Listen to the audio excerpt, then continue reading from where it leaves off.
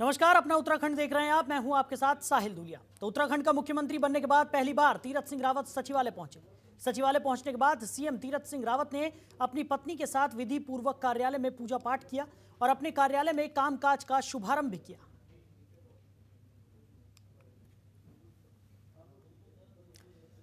तो पहली बार अपने कार्यालय नए सीएम तीरथ सिंह रावत पहुंचे, जहां पर अपनी पत्नी के साथ उन्होंने पूजा अर्चना की। विधि विधान के साथ ये पूजा अर्चना की गई, हवन किया गया और उसके बाद सीएम ने अपने कामकाज की शुरुआत भी आज से कर दी है। तो कार्यालय में ये विधि पूर्वक पूजा अर्चना उन्होंने की।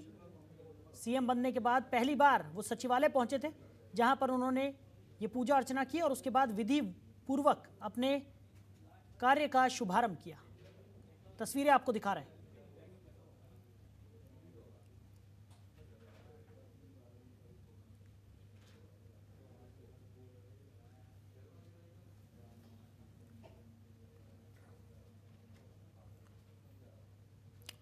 तो उत्तराखंड के नए मुख्यमंत्री बनने के बाद से ही तीरथ सिंह रावत अलग अलग कार्यक्रमों में शामिल हो रहे हैं। इसी कड़ी में आज सीएम तीरथ सिंह रावत हरिद्वार के राजकीय ऋषिकुल आयुर्वेदिक महाविद्यालय में शिरकत करने पहुंचे, जहां वो नेत्र कुंभ 2021 शुभारंभ समारोह कार्यक्रम में शामिल हुए। इस कार्यक्रम में उनका स्वागत तिलक लगाकर किया गया, साथ ही सीएम को गुलाब का फूल भी दिया गया।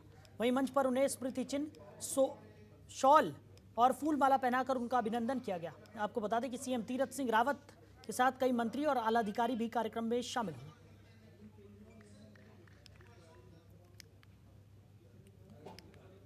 तो आपको बता दें कि लगातार देखने को मिल रहा है कि जब से सीएम तीरथ सिंह रावत ने अपना कार्यभार संभाला है, तब से वो लगातार कार्यक्रमों में शामिल हो रहे हैं।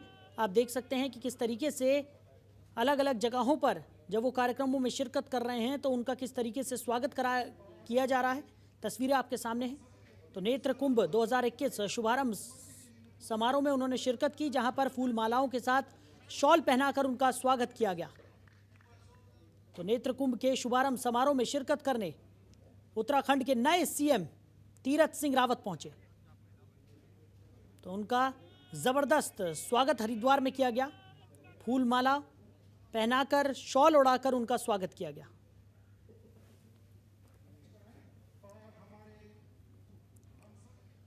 वहीं देहरादून के भागीरथीपुरम में खेत खलियान हरियाली को लेकर फूलदेई त्योहार बड़ी धूमधाम से मनाया गया। इस कार्यक्रम में उत्तराखंड के मुख्यमंत्री तीरथ सिंह रावत भी मौजूद रहे, जिसके दौरान सीएम तीरथ सिंह रावत ने कहा कि खेत खलियान के हरे भरे होने से एक नई बहार आ जा रही है।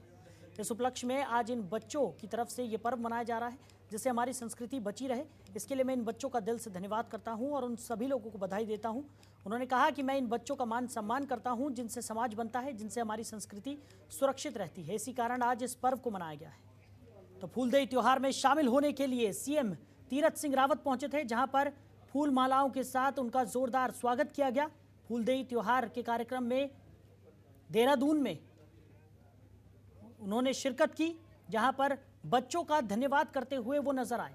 उन्होंने साफ तौर पर कहा कि इन्हीं बच्चों के माध्यम से हमारी संस्कृति अभी भी बनी हुई है और ऐसे ही फल फूल रही है।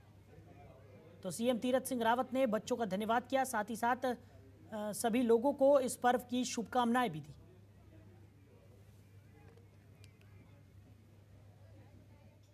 मेरे ऊपर जोर से रखा इन्होंने। और खेत और खलियान नीले नीले हरे, ऐसा एक नई बहार आ रही है।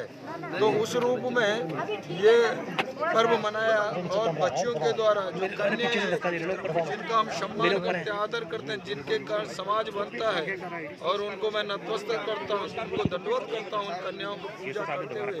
और इस प्रकार की संस्कृति हमारी बनी रहे और वो पहचान, और वो आज इन बच्चों के द्वारा और शुरुआत हुई है, और उसके लिए मैं सबको साधुवाद देता हूँ। धन्यवाद। तो वहीं हल्द्वानी और उसके आसपास के क्षेत्रों में फूलदेई त्योहार काफी धूमधाम से मनाया गया। इस त्योहार में बच्चे बेहद उत्साहित रहते हैं और आसपास के क्षेत्रों से पहले ही फूल चुनकर लोगों की देहली तक पहुंच जाते हैं, जहां फूलदेई छम्मा देई बोलते हुए इस सांस्कृतिक त्योहार को मनाते हैं। बता दें, लोगों के देहली पर फूल रखने के बदले लोग बच्चों को पारंपरिक रीतियों के अनुसार चावल, गुड़ और बहुत सारे गिफ्ट्स देते हैं। बच्चों को इस त्योहार का बेसब्री से इंतजार रहता है। उत्तराखंड में फूलदेई का सांस्कृतिक महत्व भी बड़ा मायने रखता है। बच्चों का कहना है कि ये दिन उनके लिए बेहद खूबसूरत दिनों में से एक होता है। इस दिन उनको हर दरवाजे में फूल डालने के एवज में बहुत सारे गिफ्ट्स मिलते हैं। तो धूमधाम के साथ फूलदेई त्योहार यहाँ पर मनाया गया बच्चों सुबह से ही फूल चुनकर लोगों की देहली पर रखकर उसके बदले में गुड़, चावल और गिफ्ट्स एकत्रित करते हुए नजर आए। बच्चों का भी कहना है कि ये पर्व उनके लिए बेहद ही खास होता है, क्योंकि इस दिन उन्हें बहुत सारे गिफ्ट्स मिलते हैं और लोग भी उन्हें आशीर्वाद देते हैं। तो सांस्कृतिक पर्व का आयोजन हल्द्वानी में भी किया गया। बच्चों में फूलदेई त्योहार को लेकर खासा उत्साह भी नजर आया। तो गांव में लोगों के देहली के पास ये बच्चे फूल रखते हैं, जिनके एवज में उन्हें गिफ्ट्स, आशीर्वाद, फूल, फल, चावल और गुड़ मिलता है। इस त्योहार का हमें सालों से इंतज़ार होता है और हम फूलदेई छमादेई के एक दिन पहले हम फूल तोड़ने जाते हैं। फिर दूसरे दिन हम नहाते धोते हैं और लोगों के घर जाते हैं। वो हमें गुड़, चावल पैसे देते हैं और टॉफ़ी चॉकलेट भी देते हैं। तो फूलदेई त्योहार उत्तराखंड के प्राकृतिक परंपरा और सामाजिक संस्कृति से जुड़ा हुआ है। ये त्योहार चैत्र महीने के पहले दिन से शुरू होता है और 8 दिन तक चलता है। आपको बता दें कि पहाड़ी लोगों का जीवन प्रकृति पर बहुत निर्भर होता है, इसलिए उत्तराखंड के सभी त्योहार किसी न किसी रूप में प्रकृति से जुड़े हुए होते हैं। फूलदेई त्योहार का संबंध भी प्रकृति के साथ जुड़ा हुआ है। ये त्योहार बसंत ऋतु के स्वागत का प्रतीक होता है। चैत्र महीने के पहले दिन इतना सुंदर उपहार देने के लिए गांव के सारे बच्चों के माध्यम से प्रकृति माँ का धन्यवाद अदा किया जाता है।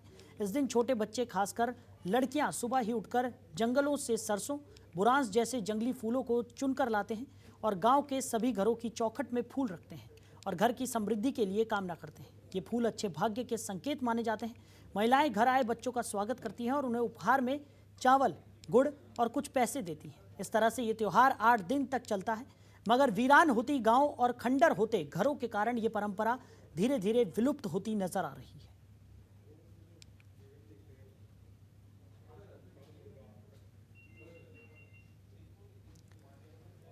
तो आपको बता दें कि फूलदेई त्योहार का आगमन होने के साथ ही लोग इस पर्व को धूमधाम के साथ मनाते हैं, लेकिन धीरे धीरे ये परंपरा विलुप्त होती हुई नजर आ रही है, क्योंकि गांव से लोग पलायन कर रहे हैं और साथ ही साथ जो गांव के घर हैं वो अब खंडरों में तब्दील होते हुए भी नजर आ रहे हैं। लेकिन वहीं दूसरी तरफ अगर बात करें तो जो लोग इस पर्व को मनाते हैं वो एक तरह से वसंत ऋतु के आगमन का स्वागत यहाँ पर करते हैं और बच्चों के माध्यम से इस पर्व को हर साल धूमधाम के साथ मनाया जाता है और बच्चों में भी खासा उत्साह इस दिन को लेकर होता है।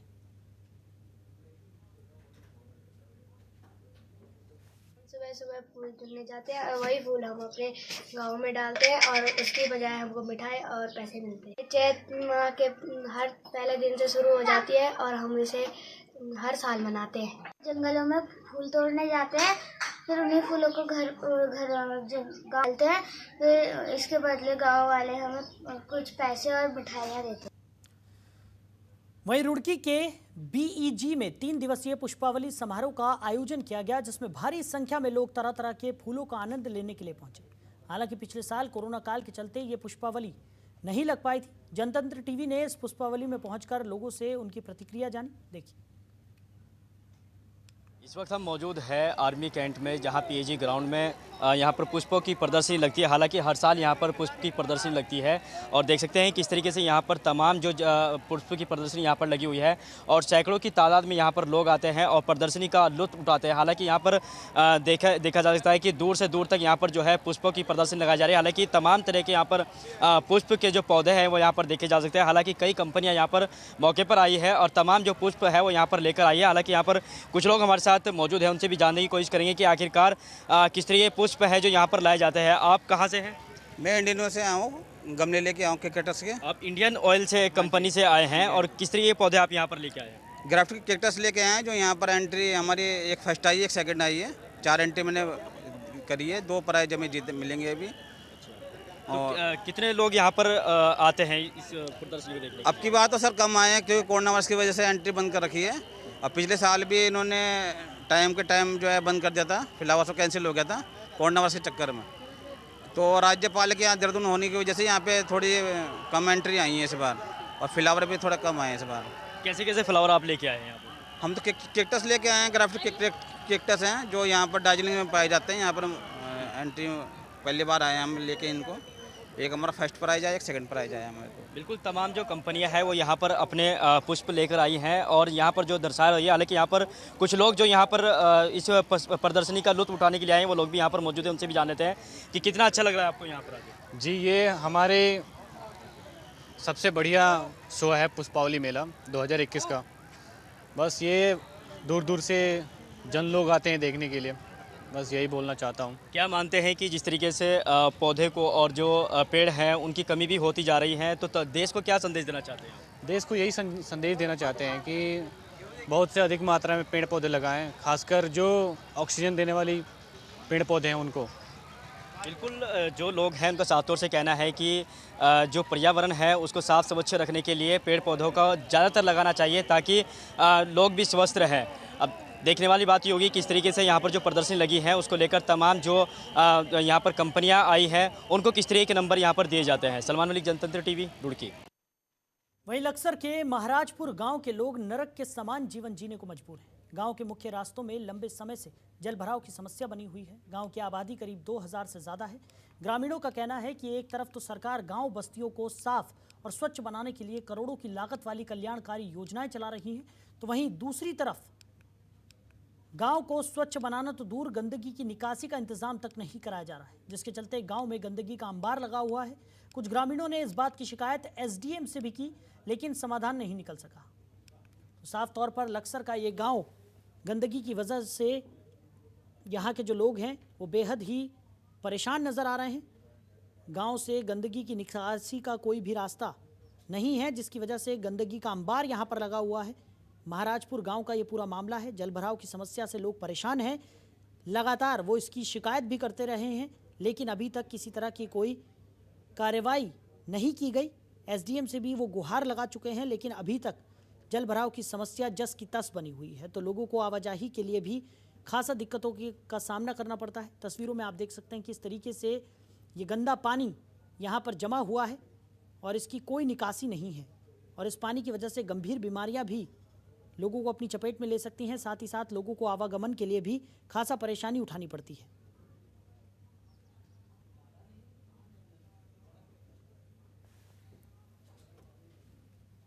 भी चाहते हैं कि प्रशासन यहाँ मौके पर आए और इस समस्या का समाधान, जिस प्रकार हमारे यहाँ इस पूरी तहसील में एक ग्राम महाराजपुर कला में सबसे बड़ा तालाब है, उस तालाब में ये पानी जाए और उन सड़कों को जहाँ ऊंचा किया गया है उन सड़कों को नीचा किया जाए और इस सड़क को ऊंचा उठाया जाए। ये कहना चाहूँगा 3-4 साल से वो प्रधान 3-4 बार आएगा, इस टाइम पे आएगा, उन्होंने कुछ करा नहीं, देख कर चले गए।